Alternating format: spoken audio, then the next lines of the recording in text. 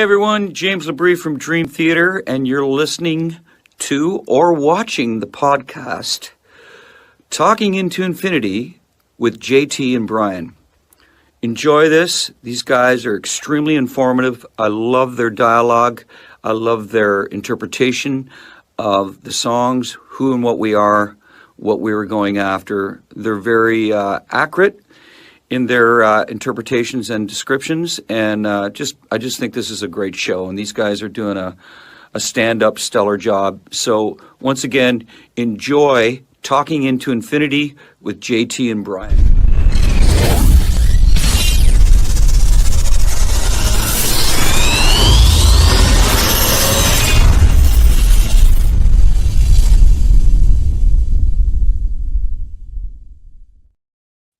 What's up, guys? Welcome to another episode of Talking into Infinity, a Dream Theater-centric podcast. I am your host, John. We are live on Facebook, YouTube, talkingintoinfinity.com, the cmsnetwork.com, and the Rumble pages and the locals page and all kinds of different things for the CMS network. So anyways, if you are watching on YouTube, don't forget to click the like button, click the subscribe button, and hit that notification bell so that you are notified every time we go live.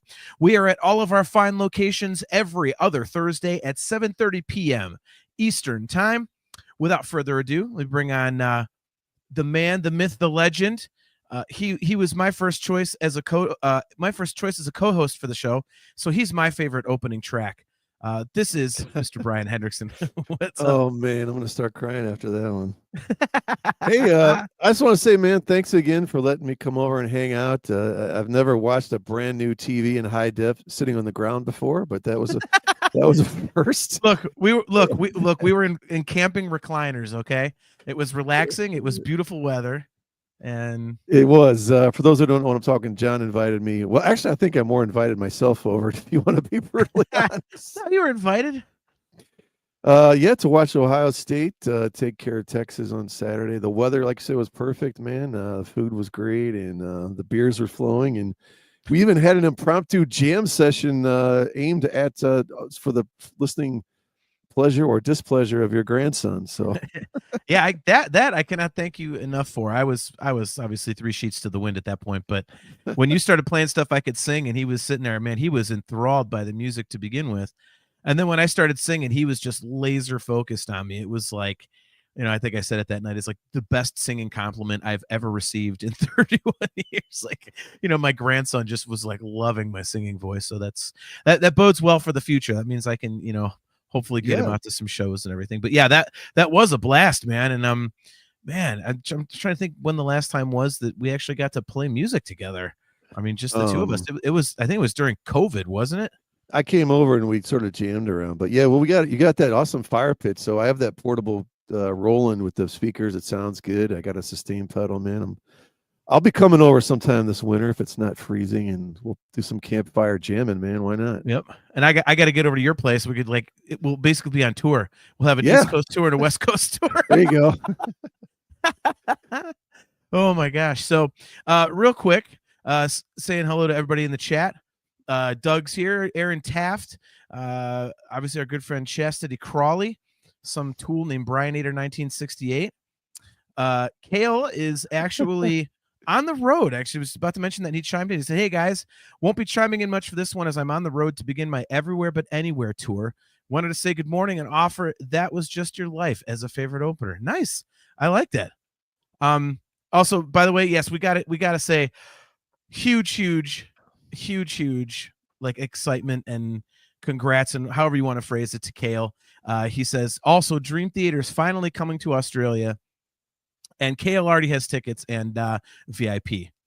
So, yeah. And they're there like every 12, 15 years at least, right? Right. We also have to shout out our good buddy, Luke the composer. He has a whole bunch of Dream Theater compositions up online, and everyone's digging them, man. Luke, they're fantastic. Put in the chat where we can, let everybody know to go find your stuff, man. I don't know if it's, I know you've posted in our Discord and whatnot, but I got to check this out. I'm late to the party on this. So great. Something else for me to listen to and go, okay, I never want to play again because this guy's too good. Right. All right. So Chris Moran, good to see you. He says, "Good evening, John and Brian. How's it going? The Parasomnia tour starts tomorrow in Philadelphia. I think it's tonight in Reading, actually, isn't it? I want to say it's tonight. I will say this. I'm glad you brought that up. A certain friend of ours has been sending me pictures from rehearsals. Some of the graphics look out of this fucking world, man. And there is an awesome surprise during one of the songs. Very Iron Maiden-esque. It's sent me the picture. I was like, oh my God. That is so badass. Yeah, it's very, very cool, man. Now oh, hey Sam, what's up? Good to see you. Thanks for tuning in. My good friend Sam Gangadine. Doug's not happy. Yeah. Now Doug is the new Kale. He said it's great they're snubbing Canada this part of the tour. I didn't go last time because I was waiting for this tour. Fucking fuck. Well, just go to Australia then, Doug. Jeez. Yeah, you could go with Kale. He might have an extra VIP ticket for you. So yeah, but the show looks awesome. I don't know if you guys saw, but they released the video for Bend the Clock today, which is really cool. Just a lot of really cool stuff going on. I can't wait. October 18th, I'm going to the Columbus show with our good friend Wayne Joyner, and that's just going to be pretty crazy.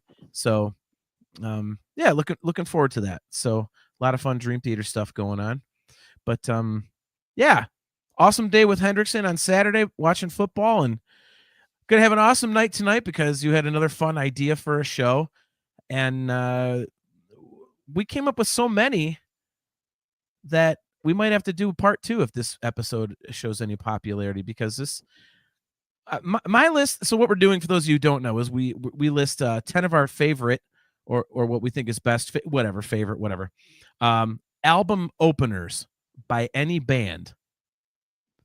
And I got, like, mine ended up working out to be, there was a reason for all of them, like beyond just I love this song. So it was kind of fun coming up with it, because I took a few off because it was literally just, oh, this song is awesome. And for me, I wanted a little bit more meat on the bone there. So how about you? How did you come up with yours? You know what? I kind of tried to go back to what we talked about before and we miss. That's the old days of either you maybe heard one single or you legit don't know anything at all. And you go, man, that's a cool album. And you get it home and you put it on, whether it was me in the old days, vinyl, cassette with the CD, and you're like, oh my God, I think I'm in for something amazing. Right. And I tried to sort of look at it that way, and also keep it to albums where I'm like, this is a kind of a groundbreaking album. This has sort of never been done before in my eyes. Yeah. And I stayed away from there's 9 million Captain Obviouses. I probably have 2 on here that are total Captain Obvious, one of which I think is the only one you might have. We'll see. If you don't have the song on there, I'd be totally stunned, but maybe it was just so obvious for you couldn't even do it. Yeah. But yeah, it had to be, it can't just be like a one hit. Okay, that was a great song. It had to mean the album really just meant something to me and was fresh and new in a way, and just opened my eyes to something I'd never heard before. So that kind of qualifies almost everything on this. Okay. Goro Ramiro tuning in says, hi guys, great to see you, Goro. Thanks for jumping in. Doug McCauley says, oops, I did this wrong. I listed my top 10 DT openers. We already did that show, Doug. Now that was a ranking technique. Well, I guess that could be considered a ranking too, how Doug did it, Circle J tuning in, great to see you. He says Blackened. Not surprised by that choice at all. That's too obvious for you. That's not going to be on yours. I'm going to say no. You may or may not be right. Rocketman 137 says, howdy y'all, great to see you, bro. Yeah, dude, I have a song on here that I don't even like. Like, really? Yeah. But yeah, all of mine have something that like it's either legendary or influential or something, just something that makes it more than, just, again, an awesome song. So now to start out with, you said that you have one or two that you think might be on my list. So why don't you go first and pick one of those, and we'll see if I have it on my list, and we'll start there. All right. Did you rank yours or no? I did not. It Okay. was kind of hard. I'm almost positive that I know what my number one would be, but I didn't want to All right. snub anything I, else. I, I want to say I want to save what I consider my number one though. I kind of have Okay. them ranked, but they don't really have to be ranked. All right, I'll start with the. You're not going to have this one, um, but you're going to love this one though. Okay. I've got released on January 1st, 1992. Pantera, Vulgar Display of Power, Mouth for War. Interesting. I do not have that one actually. Yeah, that was, I think, the first time, and I'm trying to figure out if I'm right on this. I believe the first time I heard anything on this album was I was actually on tour doing the military bases with Bang overseas. And we met up with a couple other bands that were playing over there. And this guy had this tape playing, and I'm like, what the hell is this? Like, I'd never heard anything like this. And at first I was like, I'm not even sure if I like this. I like the guitars, but then I started to dig the vocals, and I'm like, I know as big of a Pantera honk as you are. Like, I mean, that was kind of my first foray into Pantera, and I heard that, and I was like, man, this is some life-changing stuff on here, man. Just, I mean, just the way that guitar just digs in right away and just starts barrel drilling into your skull, and you're just like, and then here comes the vocals, and you're like, what is this guy? Like, this isn't singing, but it's not punk, but it's still metal, but it's still rock. Like, what is this? Like, how do you even define this, you know? Yep. And yeah, and it just went on right from there, man. I mean, you just plow through the whole entire rest of the album. It's just one ridiculous bang up song after another, and they sort of changed and put their own mark on metal. And it's, you know, you can go back to the Cemetery Gates and the stuff before that and whatever, but man, I mean, for me, that's when they just went through the roof and kind of changed everything. Yeah, I know that for me, I mean, that was my introduction to Pantera.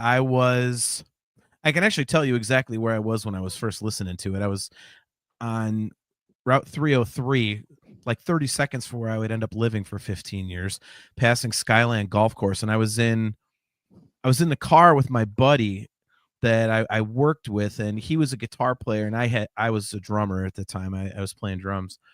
And we were on the way to his house to jam, and we had gone to South Park Mall, and he wanted to get the new Pantera album, and I was like, what the hell is Pantera? So we're in the car bullshitting for a minute. He's like, all right, I got to put this tape in, you're gonna listen to it. I was like, all right, I don't know if this sounds like something I'd be into. And Mouth for War kicked in. I was like, holy Jesus, what is that? You know, because I mean, if you look at the metal that I like, I don't care for almost any screaming stuff. Right. Like, I like a lot of Slayer, and I love Pantera. And so for me to actually get into it, it was all about the guitar and the instrumentation. And I thought the vocals were cool too. I'm like, I can handle this screaming. Yeah. But to me, it was all about Dimebag and the groove and everything. It was just like, holy shit. Like, are you kidding me right now? Like, seriously? So yeah, that I completely agree with you. It was just such an unbelievably, like, fresh, I guess is the word I would use, sound to, you know, a genre of music that I was just, and still am, absolutely in love with, you know. And so I completely agree with you on that. I will say that I have one that's similar, but it's a different record, and it's a different record by that same band. It was actually released on March 22nd of 1994. I have Strength Beyond Strength, the opening track from Far Beyond Driven, Pantera's third record. And nice. I debated putting Mouth for War on here instead. But for me, I think what strikes me more about Strength Beyond Strength, and really the whole God damn it, why am I drawing a blank? It's right on my screen. Far Beyond Driven record. Sorry about that. I think what really strikes me about it is, you know, you have Cowboys from Hell, and people are like, what is this? And then they just really focus in on what would become their core sound, you know, that groove metal, as people will call it, with Vulgar. And they were playing places like the Agora, you know, 1,500 seaters and stuff like that. And then all of a sudden, you know, Far Beyond Driven comes out, and Strength Beyond Strength just comes in, and it's faster, heavier, more vicious than anything on, more obnoxious, I would even say, than anything on Vulgar. And it just absolutely catapulted them into that level of superstardom they would achieve, like playing arenas and stuff after that. And it was just such a declarative statement by them, I thought, because it's like you go in, and I think, most fans were like, okay, they're ready for Vulgar Part 2. And it's like Phil Anselmo was saying, I'm paraphrasing, but during the closing credits of the Pantera home video Part 2, and he was like, the new Pantera record's come out, it's gonna be hard to listen to, it's gonna be obnoxious, it's gonna be abrasive, it's gonna kick you in the fucking balls of the pussy, and that perfectly described that record. And I think Strength Beyond Strength is just such an amazing way to kick it off. So I definitely had to put Strength Beyond Strength on there. As great as Mouth for War is, for me, Strength Beyond Strength was like the holy shit. I think that took Pantera from people loving them to just absolutely idolizing them. So that is good call on your part. Good call on your part with Mouth for War, but I've got Strength Beyond Strength. So do you have another? Do we want to make sure we pick up these others while they're flying by? Otherwise, we'll probably miss them. Yeah, sorry. I didn't realize you had the album release date, so I'm looking those up while we're talking. All right, Doug McCauley. Let's see, Jackal. Only Pantera I need is Cowboys from Hell. You're missing out, Jim. You're missing out, dude. Aiken, I knew this would be his pick. He says, I'll take the title track of Great Southern Trendkill for the Wind. All right, I kind of knew that would be there. Doug McCauley agrees with you. He says Mouth for War is a better pick. Sorry, John. Let's see. Luke the Composer, Paper Cut by Linkin Park. That is a damn good selection, Luke. He says Hybrid Theory opens with a track full of energy and drive, a great showcase of Chester and Mike's vocal chemistry. I would totally agree with that. That record is unbelievable. Unbelievable, man. So that's a good pick. Let's see. Johan Alexanderson, great to see you, bro. He says, I don't have an order, starting with Black Sabbath Neon Nights. That's another banger, dude. That was tough to leave that off. I just thought it was so. Again, I have other obvious ones too, so I can't say obvious, but I almost chose that one as well. So Rocketman 137 has Stormtroopers by Sabaton, an amazing high energy song. Yeah, anything by Sabaton is good with me, man. I love that band. And Aaron Taft says Watcher of the Skies by Genesis. And Aiken, I wonder if he's being serious. He has Seven Dust, Tits on a Boar. I wonder if he's only got that on there because he likes the title. I don't remember the song, but I like the band. It's the opening track on Animosity. Okay. Yeah. So good song, okay. but I don't know. Yeah. Bobby Coyle. This is Battery is my favorite album opener. That's hard to argue with too. Yeah, no, you can't say no on that. I kind of well, not to give away my list, but I kind of left Metallica out because I'm like, okay. For me, the more obvious would be Fight Fire with Fire, but I'm Battery. Oh, that's not a good song. Yeah, right. All right. Well, here's something no one's going to have or care or probably have ever heard, other than my brother who said he might tune in. This album was released January 1st, 1978, and I've referenced this album before as one of my favorite all-time rock albums. Styx, Pieces of Eight. It's The Great White Hope. And I don't know how much you know about Styx, but they do have basically three kind of singers. James Young is sort of the forgotten guy. He's the guy that really has the more raspy rock voice. And the song literally starts out with a guy like punching on a speed bag. So I don't know if this was like inspired by Rocky or whatever, but there's like this whole thing in the middle where the announcers are, are announcing like it's a boxing ring, but there's this huge, massive chugging guitar riff that goes throughout the whole song. There's some really killer keyboard synth parts by Dennis DeYoung. It's just a super up-tempo rocker, and it's one of the first albums I was ever sort of kind of ingrained in. My dad's roommate had this massive vinyl collection, and I think he was playing this album at one point, and I recorded on a cassette, so we played at home on this cheap little Panasonic thing, like basically a tape recorder, right? Not really supposed to be used to playing tapes back on for the most part, as far as sound quality. But Yeah, man, I absolutely loved that entire album, Pieces of Eight. It's just a masterclass in 70s, like kind of a little bit more hard rock, prog rock. You know, it doesn't go as far as the Kansas and stuff in Genesis. Keeps it more in the hard rock vein, but yeah, man, that's just a banger of an opening tune, and I've always loved that song. And yeah, man, the Great White Hope sticks. Chris Aiken, the only sticks John knows are held by Alex Van Halen or Mike Portnoy. That's right. Here's okay. This is a question for you, and then I do have an answer about sticks there. So Rocketman 137 says, "Are we going to count 2112 by Rush as an opener?" Yeah, we can. I mean, probably not though. Nice. All right. Yeah. No, I'm not overly familiar with sticks. I would have to have you give me a playlist or something because I've heard like the really really weird stuff, but Yeah. so it's like I don't think I've gotten like a full taste of what they're Well, the really problem all with about. Styx is like the super most popular, like radio wise, was the Dennis DeYoung. So Dennis DeYoung is like Yeah. the choir, the show choir guy, you know. Was he Mr. Roboto? Was he the guy that did that one? Yeah, well, Tommy Shaw was still kind of talked into that, I guess. But yeah, Okay. but Dennis DeYoung, like he does like Babe and like, you know, those kind of ones. But then like Tommy Shaw is the super cool guy, you know, he does the like angry young man fooling yourself. You know, Yeah. he's got the cool high rock voice, and then James Young has sort of the raspier rock voice where you'd be like, why do you ever want this guy to sing? But then you hear some of the stuff he does, and you're like, man, this is really cool.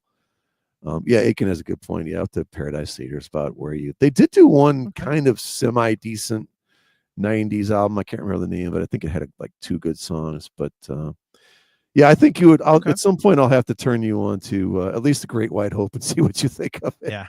Yeah, dude, I would love to check it out. I'm actually trying to branch out lately. I'm making an effort. So again, things Aiken will rip me for, but I am trying to listen to different stuff and classic things, you know.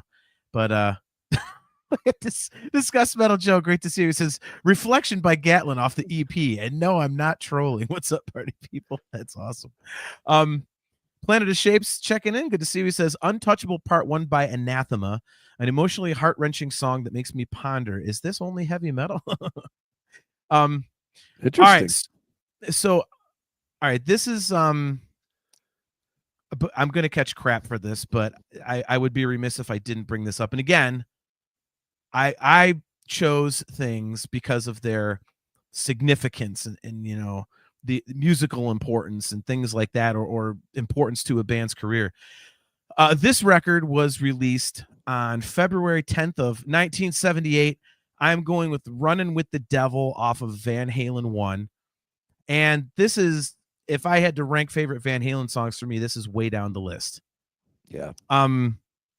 It's, I mean, probably because it's overplayed, but I mean, the influence and importance of this song cannot be overstated. And it's not just, I mean, and it's in, you know, two different ways. You know, this was, you know, at a time when rock was kind of dead. You know, so yeah, yeah, there's Aiken. Joseph Fred, you were asking for that when you brought up Gatlin, man. Yes, trolling. Aiken will never miss a chance to rip me. So you just set that one up on a platter. But yeah, I mean, like New Wave was all the rage in 1978, and you know, disco and things like that. And Van Halen comes along playing this dinosaur type of music or whatever, and just people were like, wait, what the fuck? And it was just a game changer in terms of rock music. But then you had Eddie Van Halen. It was the world's introduction to Eddie Van Halen, and it definitely got everybody's attention. You know, the guitar in Running with the Devil, people are like, what the hell is this? And as soon as you get to track 2, then you get Eruption, and everything was just different. So if for no other reason, Running with the Devil at least got people to then listen to Eruption. So, you know, I mean, the record was just such an incredible milestone in rock and roll. So, yeah, I have Running with the Devil from Van Halen 1. It's pretty hard to argue that, man. Yeah. I I thought that'd be one of the ones that you had that you thought I had. No, I've got one even better, I think, and you probably will agree it's better, but we'll see if you even have it. Aiken, I told you, I'm not just picking stuff because because they're my favorite bands. I have to be familiar with the songs. But Doug says it's hard to pick a Rush opener. They have so many, but I'd say Hemispheres. Luke, the composer, is going with Pull Me Under. He says, I don't care if people think it's overplayed. It's an amazing song and a perfect introduction to images and words. Aaron is going for Spirit of Radio. Johan Alexanderson, here's one that I did not put on my list just because I'm not as familiar with this band's catalog, but he says he thinks he will take Journey, Don't Stop Believin'. It's barely listenable now due to overexposure, but remember when you heard it the first time?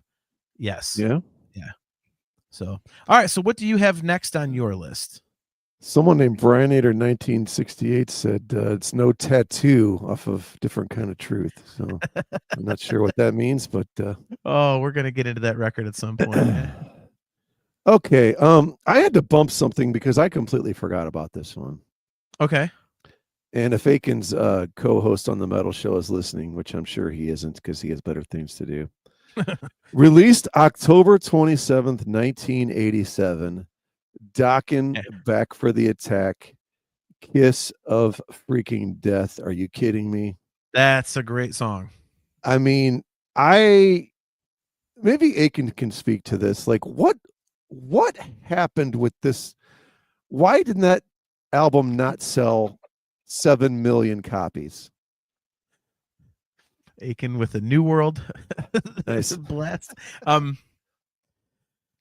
I mean, everything on that album is just a clinic in hard rock. Like, it's every bit as good as Hysteria, man. I mean, the hooks are there, the riffs are there, the production is there, the harmonies are there. Like, I just to this day, I don't understand. I know they were an extremely dysfunctional band, so bad to the point they made an album called Dysfunctional, right? Yeah. But it's just like, I just do not understand. Like, I remember I was a fan of Dokken. And a friend of mine kind of got me into the first album. Then I bought the second two on cassette. And for some reason, I didn't even know the new one was out. My buddy's like, "Oh, I got the new Dokken," and he put it on. And I'm like, "Wait, this is Dokken? Like this just jumped a whole new level of just like hard rock and you know, I mean, I guess we call it metal almost. I mean, just that guitar just absolutely just screaming through your speakers, man. And every little riff and every pinched harmonic and every dive on the, you know, the whammy bar. I mean, there's no note that's out of place that Lynch plays, and it's just, I don't know, to this day I don't understand why it wasn't bigger. Like, there's no reason on the earth that thing should sell less than 5 million copies. To me, it's that good.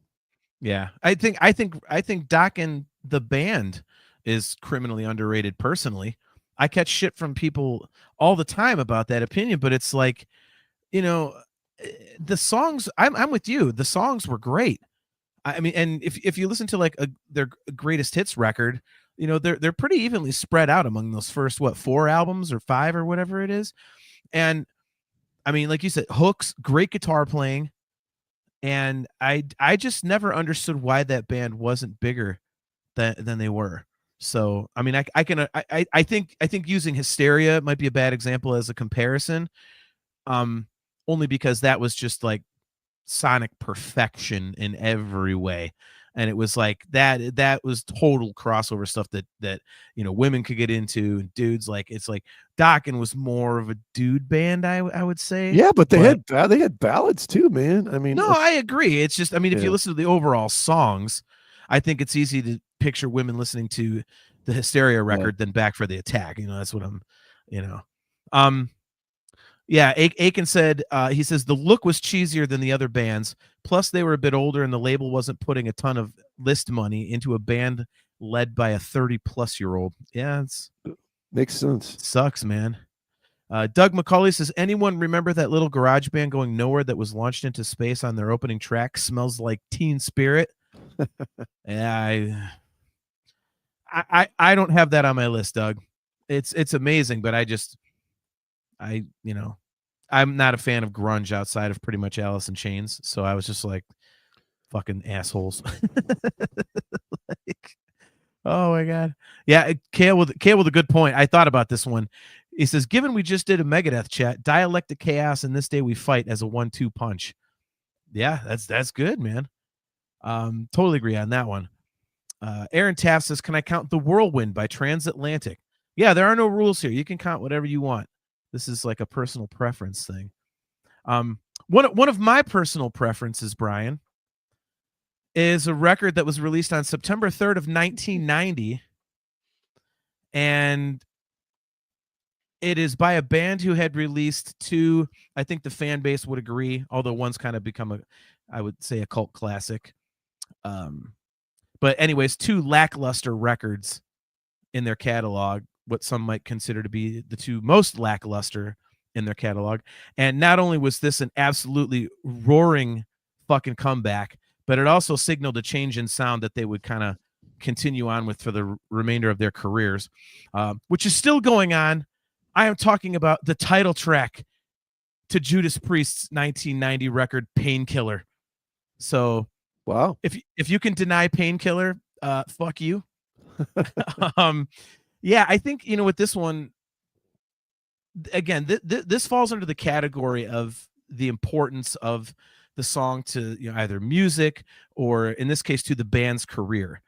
After coming off of like Turbo and Ram It Down, especially, and Aiken can correct me because I know he's a big Turbo fan, but those records weren't nearly as well received as a lot of the earlier stuff. And, especially bringing in the keyboards and the synth and stuff like that, it wasn't the screaming for vengeance and Defenders of the Faith and whatnot. So I think when you get Painkiller and the first song is Painkiller, it's like, every Judas Priest fan worth his salt had to be like, thank God Judas Priest is back, and it's like the heaviest Judas Priest song I've ever heard. That's always been one of my all-time favorite metal tunes. The riff is great. It starts out with that amazing drum intro, and the end, like, this is Painkiller. It was like that scream was just like, what the hell? So, Aiken agrees with this. He says, great song. Don't forget to credit Scott Travis for taking Priest to the next level of heaviness. Yeah, I agree. And, it's, when you have a drummer that can do what he does, I think that really kind of takes your songwriting to the next level. And I think that's, something I don't think people really take into consideration with Painkiller. So good point there, Chris. Scuss Metal Joe says, man, Judas Priest has a lot of good opening tracks. Yeah, they totally do. But I think, this one, again, for me, was like a turning point in their career and like a comeback. It kind of got them back on track, So I think this one kind of stands out for me. Oh, shameless plug for Aiken. He actually chatted with Scott Travis last week. So he will have an interview with Scott Travis coming out. So make sure to check that out. What do you have next on your list? All right. I had to double check something in my notes because I thought it was wrong, but it says it's right. Okay.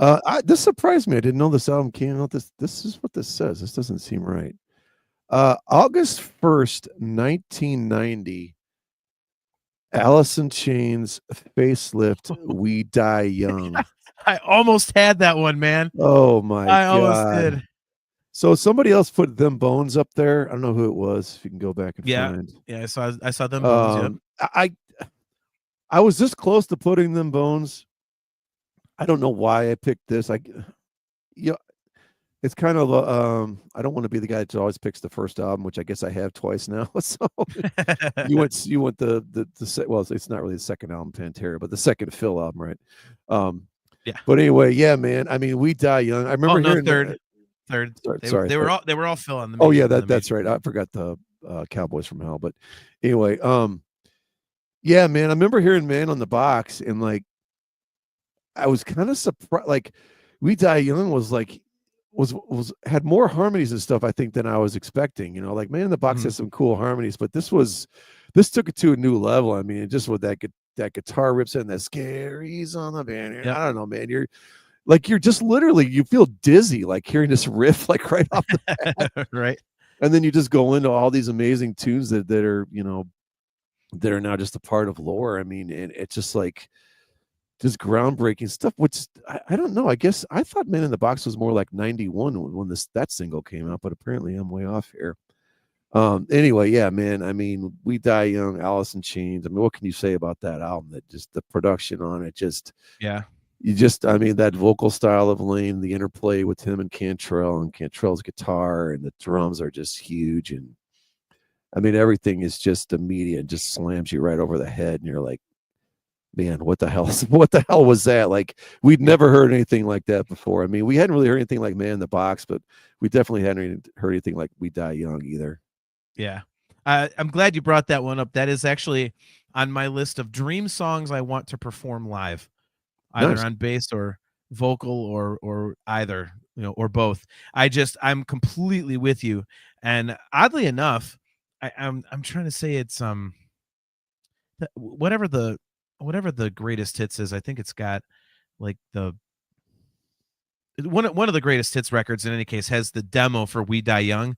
It's even better, dude, because it's the same song, but it's like more raw and kind of in your face. It sounds amazing. I actually prefer that to the studio track, but It's a demo, you said, or yeah, live? it's the demo of We Die Okay. Young, and I mean the production is killer, man. And like I said, it's just like the guitars are more crunchy, and it's just a little more in your face because it's not all slicked up and everything. So yeah, great song, dude. I absolutely love We Die Young. I can't argue with that one.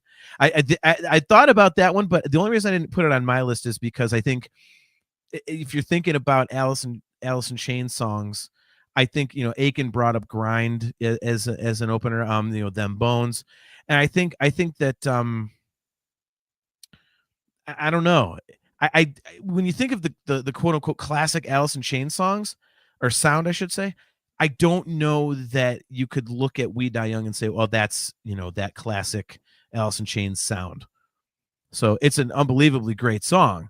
But Yeah. for me, it's like if I'm thinking of an Alice in Chains song, I'm thinking of something else, like something off the third record or something, So Right. yeah. All right. So next on my list, speaking of bands' first albums, and I will go back to a point that I made a couple shows ago that I caught all kinds of crap for. This record was released on February 13th of 1970, and to this day pretty much defines what you get when you listen to this band. I am talking about the title track to 1970s Black Sabbath. Again, I'm not a fan of the song, but it, the doom and the gloom, and there's some musicality there that you just didn't really see from bands back then, and it's like the definitive Black Sabbath song, and it birthed a genre.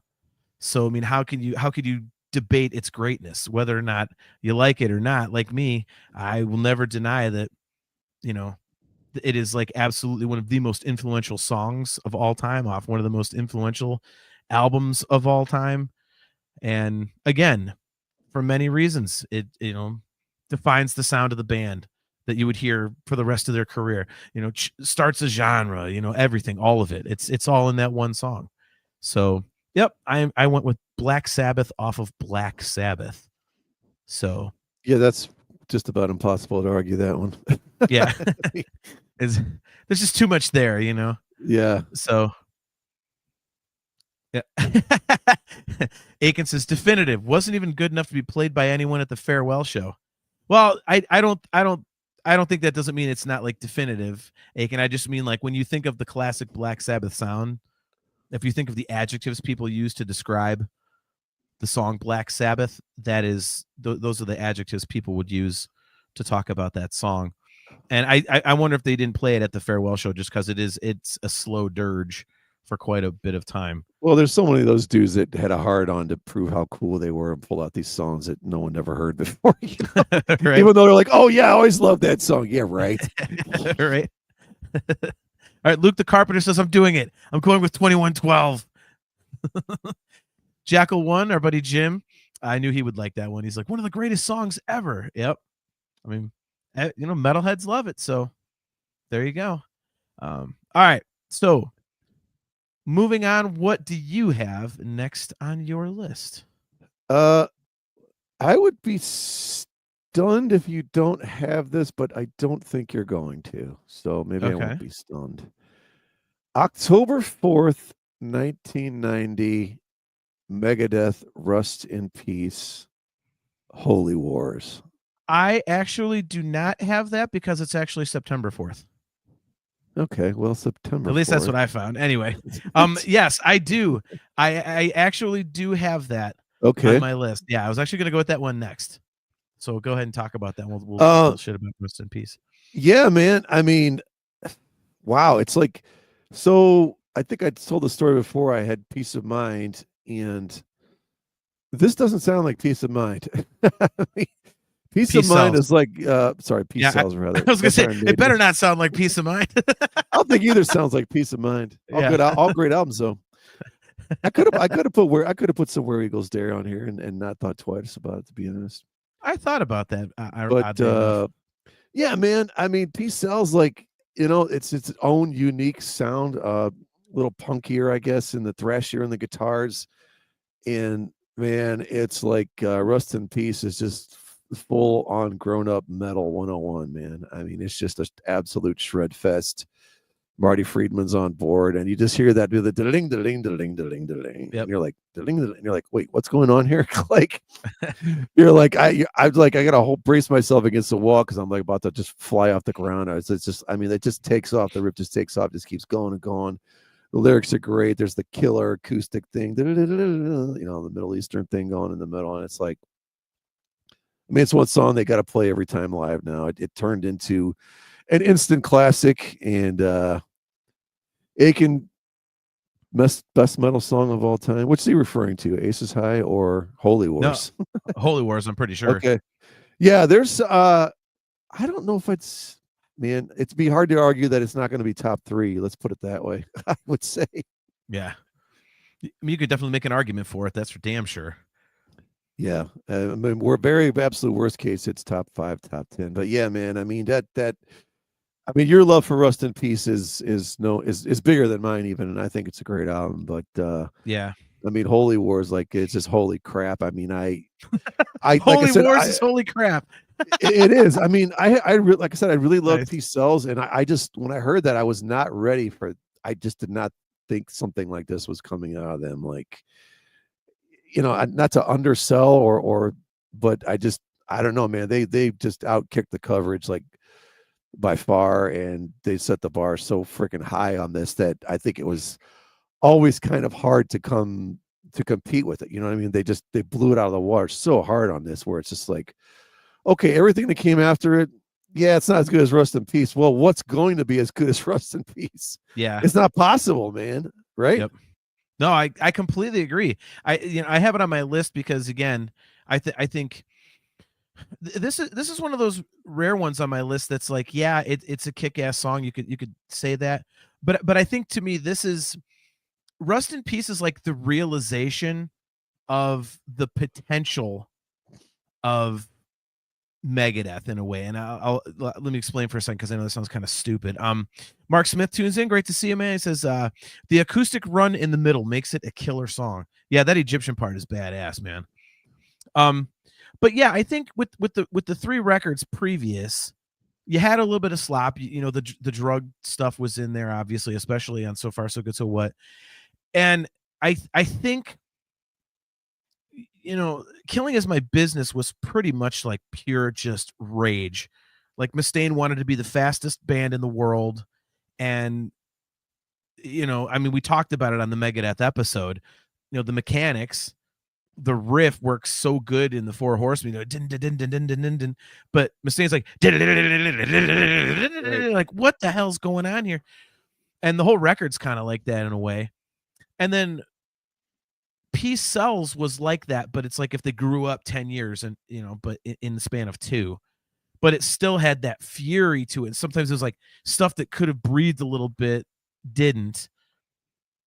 And I think on Rust in Peace, you got sober Mustaine. So I think people were like, okay, I had read that he's not on drugs anymore. So you're like, okay, what's he going to sound like? And like I said, you get that realization of the potential of when he's really dialed in and he can really focus on the songwriting and not the drugs and trim the fat off of it. and really just put out a record that shows his true capabilities and that of the rest of the guys. Because I mean, to your point, he brings in Marty Friedman and Nick Menza, and those guys were just fucking animals.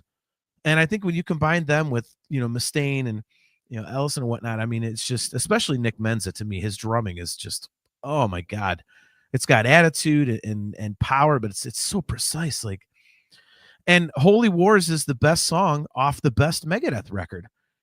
And when you listen to Rust in Peace, you always think of Holy Wars, despite the fact that it's got so many great tracks. You could think of the title track. You could think of Hangar 18. Even like, I would say what to me is like the weakest song on the record, Poison Was the Cure. Like, it's still a kick-ass song. Tornado of Souls and all that kind of stuff. All of this great stuff, you always go back to Hangar 18, or excuse me, Holy Wars. And like you said, they play it every single show, no matter what. I'm sure it'll be the very last song they ever play on their farewell tour at the last show. It's just undeniable. It's just an undeniably kick-ass, yeah. Johan Alexanderson, it says, only Eddie Van Halen's allowed to play shuffles that fast. A real quick disclosure, I forgot that So Far So Good was between those two, so my bad. Yeah. It only took me 47 minutes to screw something up. Yeah. Aiken says Marty, before he decided he was an artist, made all the difference. Yeah, he was a shred kid, man. I mean, he was starting to get into that artsy stuff at that point if you read his biography, but he was really still a shred guy. So all right, so we both have Holy Wars on there. I think that's an obvious choice. What is next on your list? Oh, okay. Well, you go ahead and go. It's your turn. Okay. I'm going to. I already had this on my list, and it was brought up in the chat, so I will hit this. I did go with an album released on July 7th of 1992. If not for this song, we wouldn't be on the air right now. I am, of course, talking about Pull Me Under off of Dream Theater's magnum opus, Images and Words. You can say what you want. A lot of people think it's overplayed. Okay, whatever. To me, without this song, Dream Theater does not exist, probably. I mean, it's been the linchpin to their career. It launched them to a level to where they sold almost 1 million records, and then the wheat separated from the chaff, as the saying goes, and the fake fans dropped out, and the real hardcores were left behind to continue that ride with them till this day. And it's just an awesome song, and it's an accessible song for the prog fans. It's an accessible song for metal fans, and it's just catchy. It's just a great catchy song. And again, I'm going with it for its influence, in that it is one of the progenitors of progressive metal, of that style anyway. And again, it set up their whole freaking career. I mean, if you take that song off of that record, what would happen? I mean, it's weird to think. It goes nowhere. Yeah. So, in the chat, Johan Alexanderson's it says, I'm going with 6 o'clock. That one gets you going. Aaron Taft says, personally, I like The Glass Prison more. Yeah, I mean, Mark Smith, he says, it's still a great song. Dream Theater playing commercial is still above most other bands. Yeah. Yeah. I mean, are there other songs? Like, I agree with The Glass Prison. That song is killer. So you could choose that one. There's any number of things you might want to choose ahead of it if you're just looking at Dream Theater album openers, but it's just so important to the band that I couldn't not play it. I couldn't not put it on my list. So, well, what cracks me up, and see if I'm assuming you'll agree here, but it's like all of these people that hate the song, it's overplayed, but what happens when you go to a Dream Theater concert and they end with Pull Me Under? About 5,000 to 7,000 people, depending on the venue size, are all singing along and banging their heads to every single word. That's what happens every single time it's played. Right. So you could stop with the no one wants to hear it. It's overplayed. Everyone leaves when it's. I have no idea what you're talking about, because that's not what happened every single time we've seen the band. and it's not going to change. So you guys can keep pushing this false narrative, Yeah. but you are definitely in the minority when it comes to the live shows. I will tell you that. Yeah. No, I agree. I mean, and are there some people that leave? Sure. When my wife and I go see Slash or, Guns N' Roses, if they close with Sweet Child of Mine, she's like, all right, we're leaving because it's her favorite song, but she's heard it a million times. Right. And she's like, we can beat traffic. But I just don't see that with this one nearly as much as I do with other songs. So yeah. So yeah, Pull Me Under. Luke the composer, he has The Leper Affinity by Opeth. What a dark and haunting way to open Blackwater Park. Some of Michael Eckerfeld's best vocals and guitar riffs. Let's see. We need Bob on here to comment on that. Yeah, we do. Yeah, and Aiken with a good point, or excuse me, Doug McCauley. He says, what's funny is Dream Theater still think if they don't play it, they will lose people. Like 90% of their new fans think Pull Me Under is an obscure track on an old album. Probably true. Bunch of posers, bunch of Dream Theater posers. Playing your hits. Yeah, exactly. All right, so what do you have next? This is one that all of a sudden just popped into my mind last minute, and I'm like, wait a second. Like, what do I think about this and what do I feel? I'm interested to hear Aiken's take on this one. So this was released June 11th, 1995. I had never heard anything like this before in my life, and I know it's the second or third album. This is Fear Factory title track Demanufacture.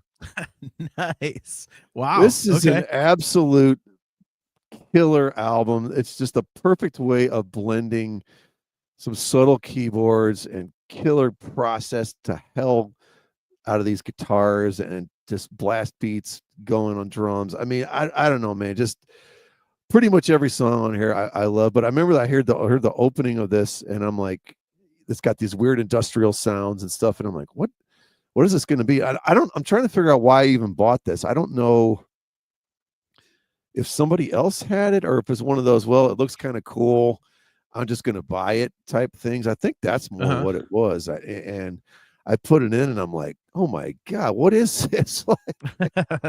I mean, it's just to me, it was a whole new sound, a whole new world. I have never heard anything like it that compares to it. I wouldn't call it an underrated album because people freaking absolutely love this album. It's talked about all the time. Among metalheads. And man, I mean, it was just at a time when there was nothing less cool, unless you were into Nine Inch Nails, as far as keyboards, like, Pantera, perfect example. Last thing anyone wants to hear is keyboards on Pantera, right? So, yeah. But they just put a little bit of subtle stuff in there, man, and you just put some of those big kind of choiry sounds or string or synth sounds behind Burton Bell, just barking out all that craziness, and those buzzsaw guitars from Dino, and it's just like, man, this is a recipe for absolutely amazing stuff, and it's great to see live. And they still play half the damn album live because it's so freaking good. Yeah, this is actually the only Fear Factory album that I ever owned and really got through. I listened to some of their other stuff, but yeah, this one's kind of undeniable. If you're not a Fear Factory fan, but just if you're interested in like the sound of the band, I would say this is the one record you would actually get into. I know that for me, like the banger on that record is Replica. Oh yeah, hell yeah. Yep. And but I think it's because that one's got like the actual like singing kind of chorus, like yep. But yeah, I mean, yeah, this whole record is awesome. So this is a great choice, man. I think this is a great choice. I mean, it is like the definitive record of, their career. So, it's one of those bands like we talked, like it's hard to top this, and they do kind of a lot of stuff sort of sounds like, okay, well, I've heard this before. And it's like, well, that's just sort of what they do. That's their thing. But, when they layer a little bit of the keyboards in it and get a little bit of melody going, and they have the one song, it's kind of almost a ballad. I can't remember what album's off of, where they take snippets from Blade Runner, and it's really cool. But yeah, man, if you haven't heard this album and you're curious and you love thrash and hard rock and metal, man, you got to check this album out. Yeah, totally agree. Aiken says that crazy riffing at the beginning of Fear Factory just hooks you. one of the most underrated bands of the era, missed because Roadrunner put all the money into Sepultura, Slipknot, and Typo Negative. They shouldn't have put one nickel into Typo Negative, but that's a whole other topic. Hate that band. I just could not get into them. But a band that I can get into is something I think our buddy Jim will like. I think pretty much everybody likes this band, at least to a little degree, I should say. I can't talk worth a fuck tonight, and I'm not even drinking. But this record was released on November 8th of 1971, and so a lot of the top album opener lists have a different opening track from a different record by this band. But for me, I will always go with Black Dog, the opening track on Led Zeppelin 4. It's I just think that it's, to me, it's, it's the most popular Zeppelin album. I think this is one of the strongest tracks on this Zeppelin album. And it's just it's got that awesome like Zeppelin groove, but it's off time. It's kind of, weird there. And I just love how the verses, like the instrumentation drops out and it's just Robert Plant screaming, and then it goes there's just something kind of obnoxious about it, and it works so well. And I mean this was my introduction to Led Zeppelin, and it hooked me. So I've always thought this is just a great song, and I love the version on Celebration Day, because it's just like, I know they had to tune down to Q to accommodate Robert Plant's voice, but something about just making it that heavy was so freaking cool. So yeah, it's just an iconic song. And it's, again, I think people that are not fans of Led Zeppelin can identify with this. I mean, anybody, when they hear, hey, mama said the way you move gonna make you sweat. Okay, it's Led Zeppelin. A lot of the top album opener lists that I looked up online after I made my list, they have Whole Lot of Love off Zeppelin 2 and Good Times, Bad Times off the first record ahead of this. But I don't know, because Good Times, Bad Times is a good song, but I think you don't really think of Led Zeppelin. When you think of Led Zeppelin, you go to a song like Black Dog or Stairway to Heaven or something like that, Achilles' Last Stand. You're not really going to Good Times, Bad Times. A lot of people do think of Whole Lot of Love. I just think, to me anyway, and this is a personal preference episode, Black Dog's just a little more iconic, I think. So, yeah. So there you go. Well, Aaron Taft says Good Times, Bad Times, and I'll push back a little without actually getting into a debate. That entire Led Zeppelin one is just like the Holy Grail. So they're gonna go back to that, but that's just my opinion. No. Yep. Yeah, I was waiting for Zeppelin to appear. Yeah. Somebody put a great one in there, and someone agreed with it. Who was it? One Vision by Queen. That's a freaking amazing song. I can't remember what album it's on. Aaron Taft had that. Yeah. Oh, there he is. Yeah. Okay. One Vision by Queen. Okay. I'm not familiar with Queen. They're too out there for me. I think it's in the Iron Eagle soundtrack, I believe. The original movie. One man, one vision. You mean generic Top Gun? Iron Eagle? Oh, how dare you? Stop. Oh my God. Oh, look, Aiken with some football news says off topic, but the Eagles went 6 whole seconds into game one before having a player ejected for spitting in Dak Prescott's face. Nice. All right. So so I've got Black Dog. So I have 3 songs left. What is next? How many do you have? Let's see. I've got a few. Is it 3 also? I've got 3. 1, 2, 3. I think I actually have 4. Okay. Okay. So you did this band before. It was a different album. January 1st, 1982. It's kind of a double song. Judas Priest, Screaming for Vengeance, The Hellion into Electric Eye. Okay. I will allow it. Yeah. Or you can even just take the Hellion. I don't care. Yeah, right. Man, I think there is an argument. Well, there's an argument to be made by me because I will say this was my first introduction into what I call probably 80s heavy metal, right? The Priest Okay. really just kind of how like you're talking about on Painkiller, sort of up the notch. Well, Screaming for Vengeance sort of up the notch again, putting them out of the 70s into the 80s. The guitars were bigger, the harmonies were louder. That there's this point in the 80s where, and I don't know if it has to do with the guitars or the amps, but where you get way more sustained when you're holding out those power chords, right? Like you Yeah. listen to some old Sabbath albums, and they're held out, but it's not there's not that crisp high end sustain that you start getting in the 80s, and you just have those killer guitar harmonies that come in on the Hellion, on the on the top part of that, the guitar does the harmony. And I think this was really what sort of, this is the forefront of bringing on, and someone's going to go, well, there's 5 albums before this that I missed or I didn't think about, which is totally fine. But for me, this is the album and the band that pushed really metal into a new age and brought forth 5 million other bands that, some of them did it well and some of them didn't not so Yeah. well. But I mean, just the entire album on there, there's no, I mean, it's just a classic album. There's every single song on there is great.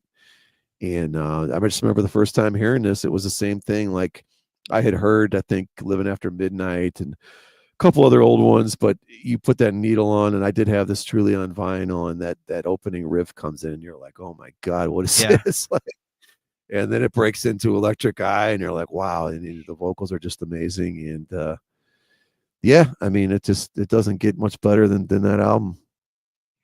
I can't deny that one. Electric Eye is one of my favorite Priest tunes. Up here in space. Yep. You. I thought Ripper did a really good job on that one, on the that live record they put out with him was like 98, I think. Live Meltdown, I think it was called. But in any case, yeah, I'll allow the twofer because it's kind of hard to separate those two, isn't it? Yeah. So you almost kind of have to have that, and made for an awesome show opener. When they did the Hellion over the PA, and then coming in at barrel bam man and like you said. So yeah, I will completely agree with you on that one. For me, like I said, I think Painkiller was a more important song, I want to say, but I will not argue with you that Hellion and Electric Eye is just an awesome combination, just a great opener. So totally agree on that one. All right, so I have 3 left. I'm going to leave 2 classics. I actually do have a number 1, and I'll leave that to last. But I have 2 classics left. One of them is my number 1. I'm going back to the well on this, and I'm allowed to do that because it's our show and it's a personal preference thing. But I also think that this song was incredibly important in this band's history. So this album was released on March 24th of 1986, and it announced to the world, why, yes, Van Halen can still rock without David Lee Roth. I'm talking about Good Enough, the opening track off of 5150. And again, it's a personal preference thing, obviously, and I'll get ripped on for bringing up Van Halen. But I think at the time, David Lee Roth was just so legendary and so iconic. When he left the band, there were so many fans that thought he was the heart and soul of Van Halen, that there was no way that it was going to be as good. They couldn't rock as hard without Dave. It was going to, whatever. And then 5150 comes along, and that opening track, which is "Hello, Baby," and that riff, down. I mean, that song just rips.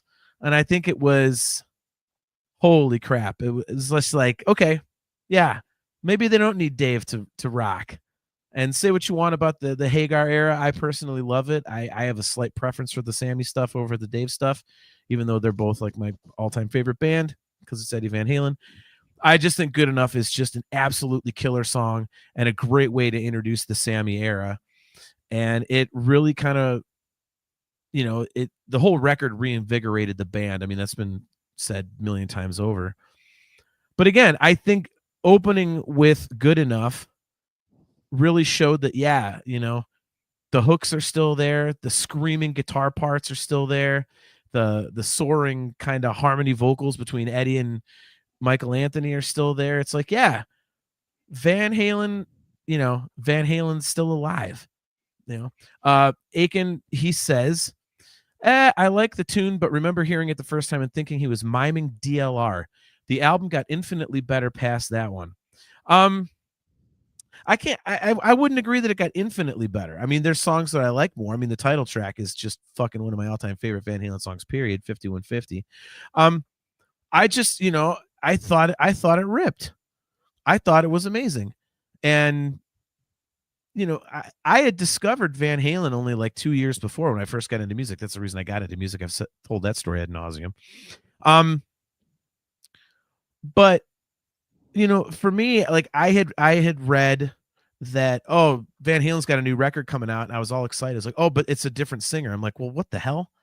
So I'm like, what is this going to sound like? And I was like, okay, this is still what I love. Awesome.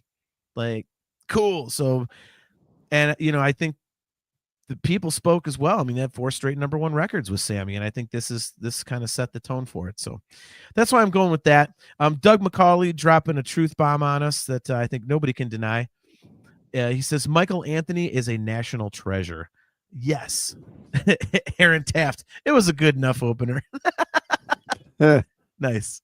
Well played. That's right up mine and Brian's alley there. So yeah, so I've got Good Enough from 5150. So what do you got? Or would just you like to real quick on that one? I remember I didn't know what to feel about the first time I heard what was the first single? Why Can't This Be Love? Yeah, Why Can't This Be Love? Yeah.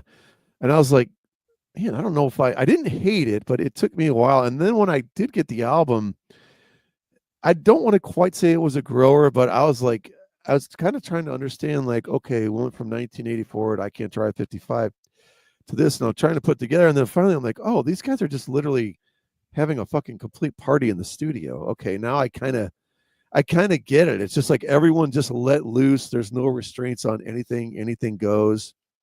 And once I kind of, I think, felt that vibe, then I really dug in and like, it wasn't like I disliked the album the first time I heard it, but it took me a little bit to kind of totally get it. And then once I did, I was like, oh my God. And when I finally got to like Summer Nights, I'm like, this is ridiculous. Like, it's so good. Yeah. Yeah. Well, and I think for me, and this is like probably, I mean, this record is, you know, not as influential. For me, not as influential, excuse me, as 1984, obviously. 1984 is tops on my list. But I think it's as foundational because to this day, what I love most about Van Halen is that if I want to listen to like a metal song, I can go listen to like Fair Warning. You know, if I want to listen to a pop song, I can put in OU812. And I think 5150 has both sides. You've got the heavy aspect and the pop aspect, you know, and you know, you've got, you know, kind of a combination of the two in Dreams. And I think it like defines what I love about Van Halen. And it's that it's several different kinds of rock music, but it's all anchored together with Eddie Van Halen kicking ass. So I just like the diversity. And so this really cemented my love of the band. And then it's, you know, obviously been downhill from there. It's everything in my whole fucking world is Van Halen, but Aiken, you've seen both sides now. Nice.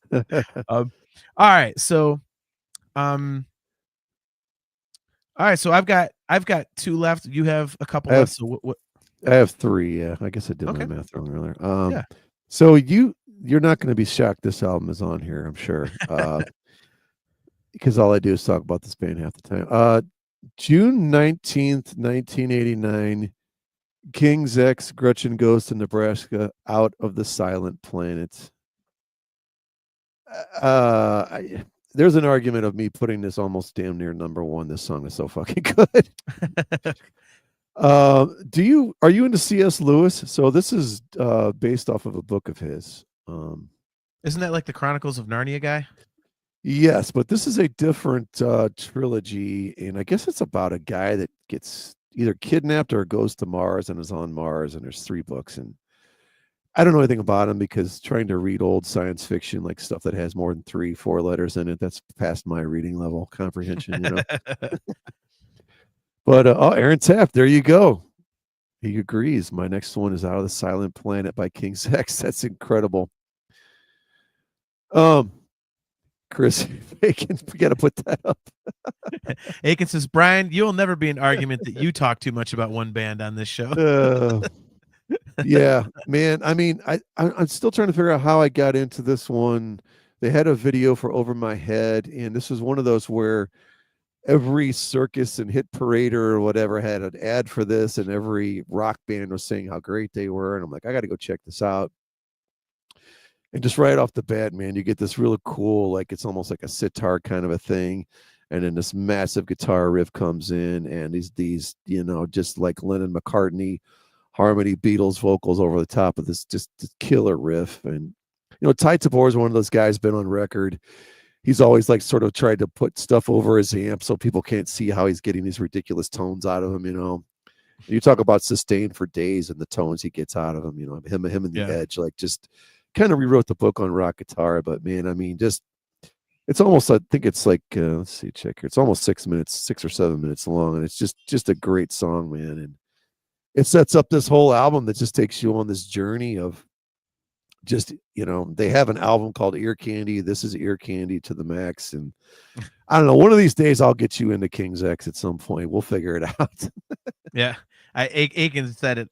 Great guys, but I never got it. I really tried. Yeah, I've tried listening too, and it's one of those things I just can't, you know, it's just I never figured it out. So I'll keep trying, man, just for you. Okay. I will do it. One band or artist, you can look at it either way, that I can get into. Again, I chose this one because of the kind of career changing nature of the song, and it's kind of like a career resurrection, I would say. This album was released on September 12th of 1980. I went with I Don't Know off of Blizzard of Oz. And for me, this is kind of like, you know, I mean, like Ozzy's coming out of Sabbath. Everyone knows he got fired because he was too much of a fuck up and this, that, and the other. And for him to come out and put out such an, you know, you put on that first Ozzy record, and I Don't Know comes out of it, and it's not like the doom, slow kind of Tony Iommi riff. It's like this neoclassical kind of like, you're like, whoa. But it's got that classic Ozzy, you know, peanut butter stick to the roof of your mouth type of hook and melody to it. I mean, Randy Rhoads, come on. All you got to say is Randy Rhoads. It was just such a statement. Like, yeah, I don't need Sabbath to kick ass. And it's just such a statement song to me. And then of course, you know, I'm almost like Van Halen 1, like what I had said about that one, where, you know, it you know, Running with the Devil set people up to listen to, you know, to get them to Eruption, which then changed it all. You know, I Don't Know got people to get to the next track, which of course was Crazy Train, and there you go. You're just off on a rocket ship where Ozzy's career is concerned. So I just think this was such a transformational song for Ozzy Osbourne, and it's a great song too. Yeah, Aiken, it's funny. It's funny you say that. I have a point about that. I wanted to bring up a little bit later. Look at this. Old friend blast from the past. It's Sarcasmo Asholio. Nice. What's up, man? He says, Miracle Man, no rest for the wicked. Hey, boys, like, I cannot argue with that. I actually, like I said, I kind of want to talk about something similar. So, yeah. So I Don't Know off of Blizzard of Oz. Just what a killer career resurrection for Ozzy Osbourne in every respect. Any thoughts, or would you want to go to your next one? No, great choice. I was hoping one of us picked Ozzy. I was on the fence with Over the Mountain. Because over the fence. I was on the fence with over the mountain. That sounds like some kind of a non sequitur, right? Right. But yeah, man. I mean, I was really close to picking that one, just because that album is so, But I mean, everything you said about his first solo album. I mean, I can't argue any of that. And that riff is just killer. And sometimes I think it gets forgotten because we've heard Crazy Train 40 trillion times, Yeah. And you're like, wait, I don't know is, on there, and Suicide Solution and whatever else. I mean, there's a lot of great songs on that album. Yeah. Revelation Mother Earth is a huge favorite of Yeah, mine. yeah, that's not a bad one, Yeah. I So mean, I will Jackal, he says Ozzy never had a lousy album. Yeah. I don't know. I would disagree with that, but that's conjecture. Up for debate, I should say. So Aiken says at 95 years old, Brian is over the mountain of life. nice. Nice. All right, man. So you've got two left. So what is your second to last one here? I got two left. I think it was somebody had this on there. Released February 12th, 1981. It would be an absolute crime if you did not have Rush Moving Pictures Tom Sawyer. I was waiting for that. There is no earthly way you can possibly leave this off the list. I don't care what you're doing. Like, one of us has to have this on there. I mean, one of the few songs that I've heard 9 zillion times, I still kind of get chills when I hear the intro and I hear that drum beat come in. And I know that big fat power chord's coming in. I know that drum solo's coming in. I know everyone's going to be, it's not a drum solo, but I know every single person's going to be air drumming to this. I mean, name me another song that's ever existed where every person air drums the entire thing the entire time, no matter who they are, no matter where they are, no matter what they're doing. Or it doesn't exist, right? It's just such an iconic thing. And it's kind of a simple song if you really just sort of look at it, and analyze it, but it just sounds so massive. I don't know. Something about the way he's able to maneuver those Moog synthesizers and get those sounds out of them. And I think it's a Prophet in there too, but he's got those Taurus bass pedals that give the huge fat bass sound. He changes the tone a little bit, but it's all about that middle, man. When those accents come in and those breakdowns and those rests and those drums from Neil Peart, and just I mean, it's got to be there. Aaron Taft says, I had a hard time picking between this and Spirit of Radio. Yeah, that's a good debate. I think I would go with Brian though. Aaron, Tom Sawyer is just, it's the Rush song. And it's the Rush song on the Rush album, which for that reason, I think you have to kind of go with it. Even if you're not a Rush fan, you at least know Tom Sawyer. And in many cases, you like Tom Sawyer. I know a lot of people are like, I don't like Rush. I'll listen to that Tom Sawyer song though. So, I mean, shit, man. Not just in their career, but I mean, in rock, it's one of the most classic songs, and it's one of the most classic album openers. For all the reasons that you listed. So, yeah, I can't debate this one. I just, not being the Rush guy that you are, and kind of figuring you'd have it, I actually left this off of my list. So, look at our buddy Johan Alexanderson giving one of my favorite bands some love. Symphony X. He's going with Inferno, Symphony X. I wonder if we'll see that one when we go see him. God, I hope so. Okay, wait a minute. All right, I need your opinion on this, Brian. You're the Rush fan here. Aiken says the Rush song is closer to the heart. John, stop it. Tom Sawyer was just their most casual fan song. I don't know about that. No. I would think more people know Limelight than Closer to the Heart. What about you? Or Working Man, maybe? No, everyone knows Closer to the Heart. Well, I know they do. If we're talking album openers, I would lean more towards actually Subdivisions than anything else that's been brought up besides Tom Sawyer. Okay. To be honest. Yeah, I just think if you just run up to somebody and go, the band Rush, so they'll go, Tom Sawyer. that's kind of, I think, what the reaction would be. That's why I kind of said that. But alrighty, so we are at my last one, and it is my number one. When I think of album opening songs, this immediately comes to mind above anything else.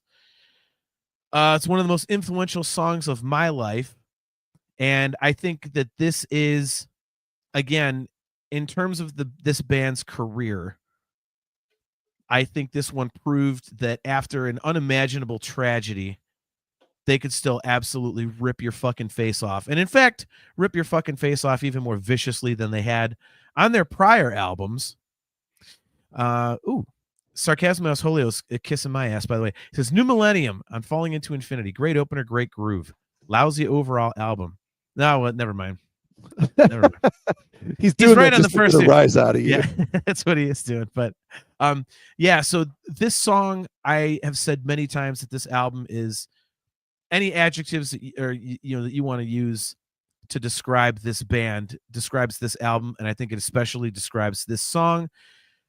It is just an absolute fucking shred ass banger. The first time I heard this, when I bought this album, I bought it for a different song on the record. I was like, what in God's name is this? And I went from listening to just hard rock to becoming a metalhead because of this song. Record was released on September 7th of 1988. My buddy Circle J said it right off the rip, I should say, and I could not speak about it then. I am talking about the opening track to Metallica's best record and Justice for All. I'm talking about Blackened. Dude, it's fucking Blackened. It's fucking Blackened. I mean, if you're a metal guy, how can you not like Blackened? I mean, it's impossible. I mean, this has all the hallmarks of a great Metallica song. It's got the groove to it. It's got, the thrash parts into it. That breakdown in the middle where it's just like kind of like a that kind of thing, and just vicious, angry lyrics, and the riff is iconic. And I mean, it's one of the best parts about And Justice for All has got a little bit of prog to it here and there, just the teeniest bit of like kind of weirdness. Just a fabulous, fabulous song, man. My favorite Metallica song, my favorite Metallica record. It's the second most influential album of my entire life. And yeah, anytime I think of album openers, I mean, it's like, it's almost like an involuntary reflex. It's like, oh, Blackened. And then I start thinking about other ones. But as the second you're like, we should do top 10 album openers, my brain went Blackened. So yeah. I just don't have enough good things to say about this song. I absolutely love it. So lot of love for it in here. Kale McLeish says Blackened. Doug McCauley, Blackened. Yep. Aaron Taft says love Blackened. Aiken with some good suggestions here, by the way. Slave to the Grind by Skid Row. Welcome to the Jungle by Guns N' Roses. Yep. And Angel of Death, Slayer. Yeah. Those are all killer selections, man. Yeah, I knew you would have Blackened. I would have been. There was two I thought for sure you were going to have, and you stumped. And I'm going to give you the other one here in a minute because I have it. But okay. But yeah, man, Blackened. I mean, that. I was wondering how they could kind of top. And maybe top is not the word, Master of Puppets. But man, I remember because Harvester of Sorrow, I believe, was that the first single before. I think we talked about this before. I think that was the original first single. I thought, yeah, I feel like we did because we were arguing about that was the single, but one was the video. But yeah, I remember hearing Harvester of Sorrow. I thought it was kind of cool, but then I got the album, I heard Blackened. I'm like, holy crap, man! It's even better, Yeah, Harvester was the first single. Okay, yeah. But yeah, man. I mean, just a great riff right off the bat, man. Just there's just tension in those riffs. That's what the new stuff doesn't have. That tension and that groove and that ability to kind of just move back and forth between something's cool and sort of bound. I don't know. I think it was the last album that they had true growth on, and there's decent stuff on the Black Album, but you had 3 album swing there where every album kind of got better, kind of grew. It was sort of its own entity. Yeah, no, I totally agree, man. Like I said, I just can't talk about that one enough. All right, so we're on your last one. I'm actually going to venture a guess. Okay. So, all right. Yeah. Okay. I think I know which one you're going with. All right. This is Don't say it. well, I'm no. gonna say it. Go ahead. This is an album released on October 21st of 1986. I'm Living with a Hernia by Weird Al Yankovic from the Polka Party record. You're close. It actually is Metallica and Lou Reed. Brandenburg Gate. Aiken's right. Oh my God. Fuck that. No, Oh. I am shocked you did not have this on there. So I want to know Okay. how close you were to putting this. Okay. May 6th, 1981, Van Halen, Fair Warning, Mean Street. I mean, I thought about a lot of Van Halen tunes, and that would have been the one. I mean, I absolutely. I'm just going to consider this ranked as number one, and I'm not going to hear any arguments how anything could top this. There's nothing you could tell me. Like, how in the world could you possibly say anything could be better than this to start an album? I had literally bought. So I joined the Columbia Record and Tape Club. Somewhere around '82. I'm not going to pretend I jumped on this the second it came out, right? So I was maybe a year or two later. My 8 cassettes came in the mail. This was one of them. I put this on, and I'm like, "What is this? What is going?" Obviously, I had Van Halen 1. I don't think I had 2. I had 1 on vinyl. And I put this on, and I was just like, "What?" I don't even know. Is this guitar? What is this? What is he even doing at the beginning here? Like, it was just so mind blowing. It's over my head, and then it comes into the main riff, and you're just like. And even that main riff, when it starts, you're like, okay, if you play that with just any old regular guitar sound, probably not that big a deal. The like probably like, okay, it kind of sounds cool, but you get that EVH Brown sound, whatever the hell you want to call it, and you're just like, oh my God, it's just ripping through your speaker, and your head's gonna explode. And then it just kicks in with the drums and everything gets going. And you're like, oh my God, I've just never heard to this day, and I don't think I ever will, something start a record like that and just continue for the entire song. I'm speechless every time I hear it. I'm just like, how did he do this? How did he come up with this? Yeah. Like, it's that, to me, it's that iconic. It's that great. I think most people think it's probably, unless you're a super nerd and want to do some other deep cuts, but it's just absolutely ridiculously the talent on display. And a band that, was insanely dysfunctional at the time, but still managed to crank out this ridiculous song. Yeah, no, I could not agree with you more. And, this one, you can kind of rank it up there. I would say, if you're talking about album openers in the Van Halen catalog, I mean, I mentioned 5150 and Running with the Devil, but Mean Street is like, it's a new feel and vibe for Eddie Van Halen, because, the one word that people always use about the Fair Warning record is that it's dark. It's not like a party record like the 3 that preceded it and the 2 that came after it. This was a very dark time for Edward Van Halen, and the music reflects it. And David Lee Roth kind of fed off that with a lot of the lyrical inspiration, for it. And Mean Street's a perfect example. It's got this dirty riff, like he said, and the guitar bites just a little bit harder on this album. And yeah, it's dark. It's not a happy-go-lucky, upbeat kind of sound like on even when they did go kind of a little bit darker, and it wasn't even dark. It was just like kind of more, I don't know what you would call songs like, Fools is bluesy, I guess, and You're No Good was like, a cover, and you got stuff like Little Dreamer and whatnot, but it wasn't this. Talking about like, see, a gun is real easy in this desperate part of town. I mean, I completely agree with you. I know the first time I heard this album, I was like, what? A buddy of mine in junior high bought it for me, and it was holy shit. I put this on. This one grabbed me like immediately. Just so awesome choice. I will not argue with you on this one at all.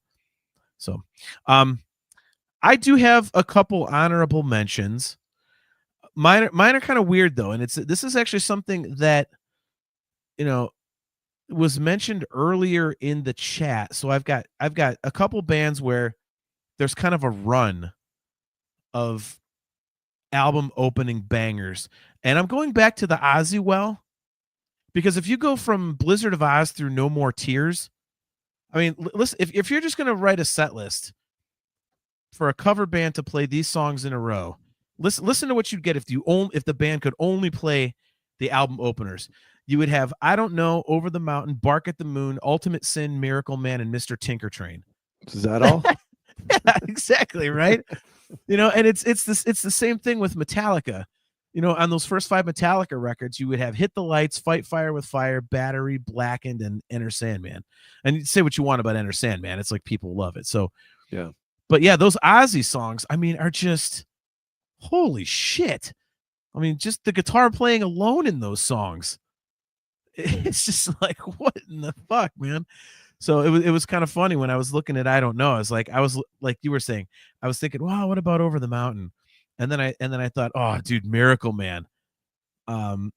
Sarcasmo brought that one up, and then I was thinking, oh, Mr. Tinker Train, dude.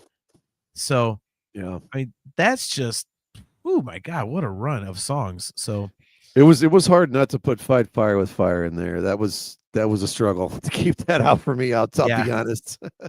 I think that one for me, dude. You know what really hits for me about that one?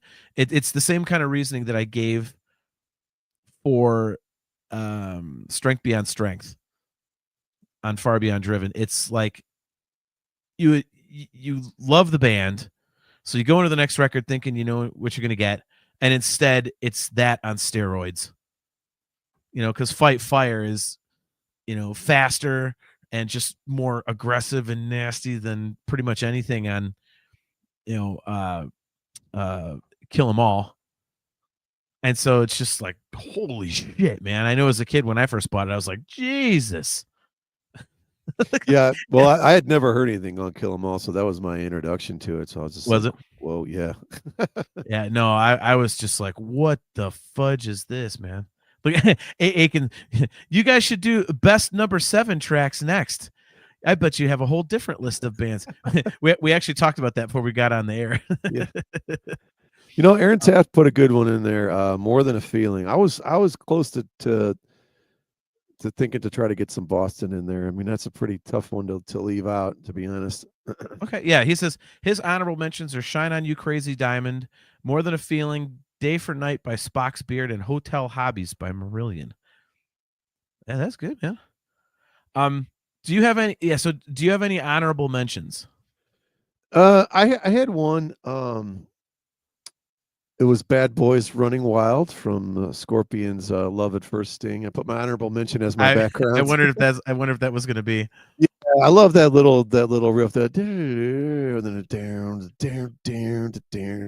that was kind of when I was sort of the first time when I was like, I remember literally coming home from school and I would just throw that album on the old LP record player and grab my dad's tennis racket and play some air tennis racket / guitar. Over and over to that little riff in that song. And yeah, man, I don't know.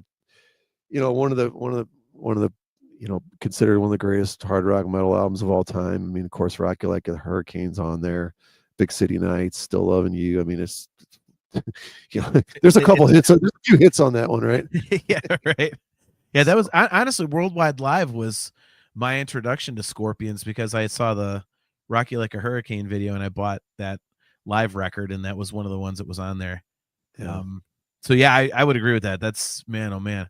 Like honestly, you know what record I actually like more than Love at First Sting? I'm gonna get absolutely destroyed for this, I know.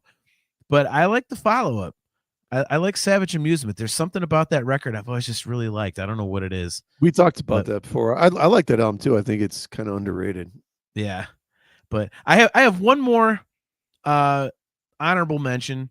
I just didn't think that this would fit. Aiken. It's been a long time since I turned my grill on. That's a Boston reference. That's a dark. Speaking of dark, that's a dark Lord. Boston reference. Yeah, slightly. Yeah, but this one really just falls under the heading of what a kick-ass song. But it is the song I think of when I think of this band. I actually had, as an honorable mention, I have Black by Seven Dust from the first Seven Dust album. I'm a huge Seven Dust guy, and that song just rips, man. So I thought about putting that one on there, but I was like, yeah, I can't really say much about it besides the fact that it's absolutely killer. So, but I love it. So I was what Jim, I'm surprised it took you the whole show to do this. Jackal One Jim, he says honorable mention, Prophecy from Nostradamus. Ooh. Well, you're the only one mentioning it, so I don't know how honorable it is. Well, Jim's claim to fame, outside of just like absolutely swinging from Richie Blackmore's nuts on a day-to-day basis, he, correct me if I'm wrong on this, Jim, he listened to Nostradamus every day for a year.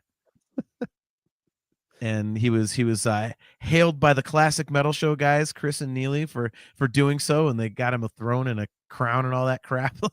I remember this story. Yeah. So that was ooh, Hell's Bells. Yeah, that's another banger. Bad. Well, for those about to rock too, I think isn't that the opener for? Yeah. 521 days. Was it just 365? Wow, that's crazy. Is there a record that you could listen to 521 straight days? Man, I don't know. Let me think about this. You think about it while I'm thinking about it. So I got to listen to the whole thing front to back too, though, right? Yeah. That's the problem. Mark Smith, anyone who swings from Blackmore's nuts is a friend of mine. Nice. It would have to be something more progressive, so I guess it couldn't be something super poppy, I could do Fair Warning. Really? Yeah. Yeah, I don't think I could do Fair Warning. 521 days. Where's my Forget Forever cassette? Where's my Linton Fish special live at the Maple? What is it? Maple Grove. Oh my God, that's fantastic. Yeah, honestly, I could do Fair Warning. Maybe if it was like I shouldn't say double album because here you're going to say The Astonishing, probably. No, I 521 days. That's a lot to get through in a day. Yeah, maybe something by maybe a Dream Theater. God, what the hell would it be? Maybe 6 Degrees because it's got enough kind of different whatever going on. That's a good choice, man. I mean, if I'm going for something, I was going to say Symphony X, but I don't think I'd get tired of that. As much as I would need something a little shorter just to make sure I could fit it in. That's what she said. Wait, Nostradamus is I knew it was a long album, so it is a double album, huh? Yeah. Wow, that's Aiken. He reminded me. They even got him to meet the Priest guys and celebrate that. Like that's crazy. They're like, oh, you're the one guy. We haven't had we didn't have 521 people listen to the album total. Yeah. Right. I could, man. I'm trying to think if there's anything besides a Van Halen I record. might be able to do, and we've talked about this album 5 million times. I don't know if I ever get tired of Mindcrime. Oh, that's a good one. Yes. I don't think I do because that's a good point. I mean, because you could legit watch Star Wars 521 times in a row, right? We know that for a fact. Not even kidding. Which one though? Well, just it doesn't matter. But let's just say there's multiple ones you could watch. So, and to me, the closest thing to like, because you have the story, right? So you're basically listening to a kind of a mini novel or whatever, right? Mm-hmm. So it has to be something like mine. Yeah, I think Mindcrime. As much as I love For Age for Order, I couldn't. Yeah, I think Operation Mindcrime. I could probably do that. Oh, Mindcrime that's a perfect choice. I could definitely do that one too. I feel like if you could do it 521 days in a row, it would be easy to think of off the top of your head. I mean, this is going to sound weird. You know what other Van Halen record I could do is OU 812. I don't know why that record just something about it. It's just I can listen to it all the time. You know what's funny is of all the Sammy ones, that's the one I go back to the most. There's something about something about the guitar tone. It's just like, I don't know. It's like butter. It's smooth like butter. Yeah.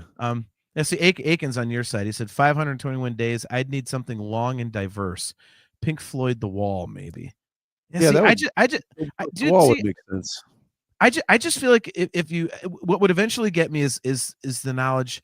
Oh man, I got to sit here for an hour and 15 minutes or something. It's like, well, but not for Mindcrime. You wouldn't give a shit. Well, yeah, but yeah, that's there we go. Maybe that's another show topic. What albums could you listen to 521 days in a row, like Jim did with Nostradamus? Aiken hates the OU812 production. I like it. I understand what he's saying. I think too polished. Is that what you guys think? I like the polishedness part of it. Until you get the remastered version, it was the quietest. It was the muddiest.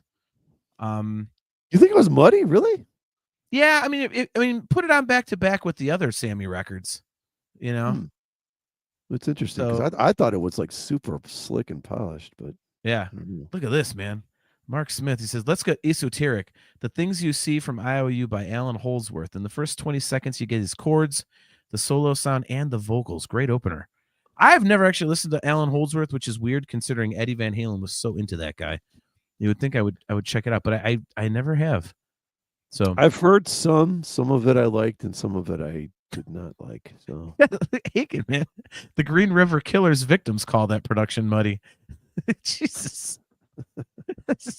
We've gotten dark on this show, man. God damn you, Aiken. I don't even know exactly know what that reference means. Oh, because they're buried in the Green River. I get it. Do I really have to explain that? Seriously? I mean, you were in your 50s when that was going on. Yeah. Good Lord. What was it, 35 years ago then? It was a while ago. Yeah. So, yeah. All right. So on that note, why don't we jump out of here for this episode? Got to thank everybody for tuning in. That was a blast, man. Good idea on that one. So if you want to do that again, we definitely can, because I think there's more we could choose. So, or we could do album closers. Album closers. I think we got to do both closers and another openers. Okay, we could do that. That'd be fun, man. Doug McCauley, darkest comment ever. Yeah, yes, it is. Mark Smith, great show. Thanks, man. Thanks for tuning in, bro. I appreciate it. Jackal Jim, awesome to see you as always. Hope you're doing well, bro. Yeah, everybody in the chat, man. Aaron Taft and Doug McCauley, Chris Aiken, obviously, always a great contributor. Man, oh man. Johan, great to see you. Our good friend Sarcasmo Asholio for the first time in quite a while. Doing a flyby in here. Obviously, Chaz, got to thank her. Aaron Taft, all you guys, thanks for checking out the show. We will be right back here in 2 weeks. The date will be Thursday, September 18th at 7:30 p.m. Eastern time. We are at all of our usual locations. Aiken, I got to get a couple of updates to a couple of the CMS pages. But yeah, if you guys have anything you guys want to hear us talk about, just shoot us an email, talkingintoinfinity@gmail.com. Otherwise, like I said, if you're not already doing so and you're watching on YouTube, click the like button, hit the subscribe button, and hit the notification bell so that you are notified every time we go live. Brian, it was fun. Thanks for coming up with the awesome topic. And all you guys in the chat, hopefully we'll see you guys in a couple weeks. And yeah, as always, guys, Carpe Diem.